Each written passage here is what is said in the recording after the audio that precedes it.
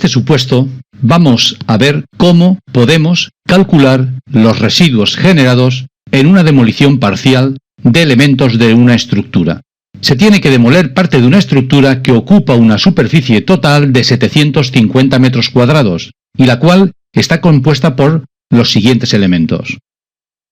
Una serie de pilares de hormigón de diferentes dimensiones. Además, igualmente tenemos que derribar dos forjados de 375 metros cuadrados cada uno, la solera de hormigón en masa de la planta baja, una rampa de acceso, una rampa de hormigón armado, dos tramos de escalera y una serie de tabiquerías que están distribuidas a lo largo de estas plantas de forjado. Hay que tener en cuenta que se van a reutilizar en obra un 5% de los residuos de hormigón y un 15% de los residuos cerámicos generados en la demolición. En total, el presupuesto de ejecución de la obra es de 75.000 euros. Veamos cómo podemos proceder a calcular exactamente los residuos generados. Lo primero que debemos hacer es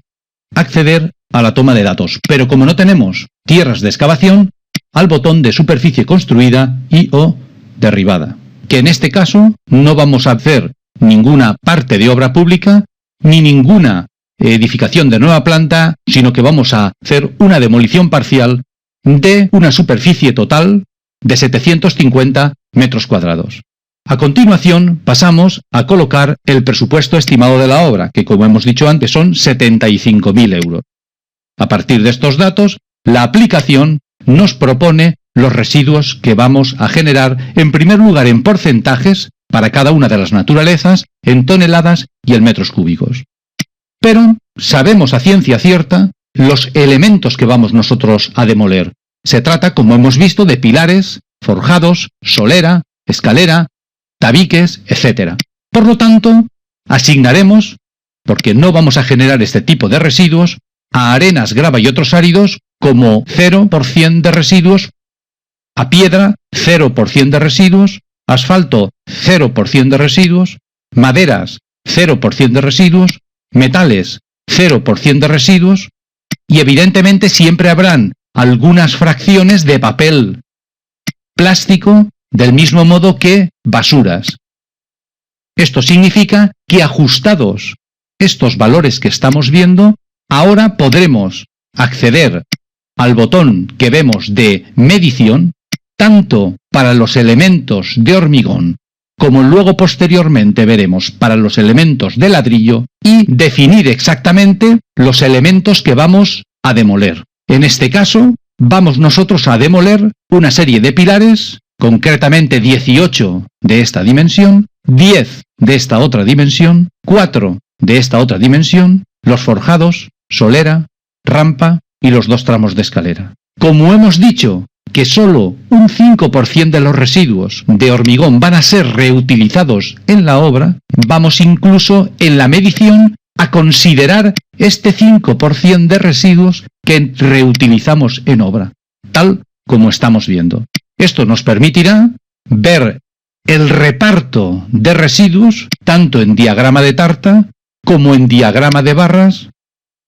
y hacer algo similar con los residuos de ladrillos, azulejos y otros cerámicos, puesto que también hemos comentado de que debíamos de demoler ciertos tabiques tanto de ladrillo hueco del 12, del 9 como del 6. Igualmente, la condición era que reutilizábamos en obra un 15% de estos residuos y por lo tanto ya consideramos en la medición esta reutilización, que de un modo parecido a como hemos visto antes, podremos o bien obtener la representación en diagrama de tarta o en diagrama de barras. Cuando ya hemos navegado por los diferentes ítems, e igual que sucede en casos anteriores, la aplicación ya nos dice las toneladas finales de residuos, el volumen final de los residuos, pero los tenemos desglosados por naturalezas, y si accedemos a la carpeta de lista MAM, tendremos el desglose de componentes MAM para las naturalezas anteriores, e igualmente calculadas las toneladas, el tratamiento y el destino que vamos a hacer de dichos residuos. Y aquí, lógicamente, ya se ha tenido en cuenta qué partes de los residuos reutilizamos en la propia obra. Si pasamos ahora a la carpeta de presupuestos, consideramos el coste de gestión de los residuos, en el cual, y tal como estamos viendo, muchos de los residuos no hay, pero sí que tenemos hormigones, ladrillos, azulejos y otros cerámicos, etc. Solo nos queda considerar si la clasificación y residuos la vamos a tener en cuenta, la carga y transporte lo vamos a tener en cuenta, etcétera, etcétera. Estos valores podrían ser exportados ya como un fichero en formato VC3 para incluirse en cualquiera de los programas de presupuestos del mercado, puesto que damos esta misma tabla con posibilidades de exportación directa en formato VC3. Pasamos a la carpeta de fianzas e igualmente tenemos unos parámetros por defecto que nosotros podemos modificar para adaptarlos a las exigencias del ayuntamiento, de la corporación municipal. Cuando yo le digo aceptar, a partir de aquí podemos ya navegar por los diferentes ítems del árbol de exploración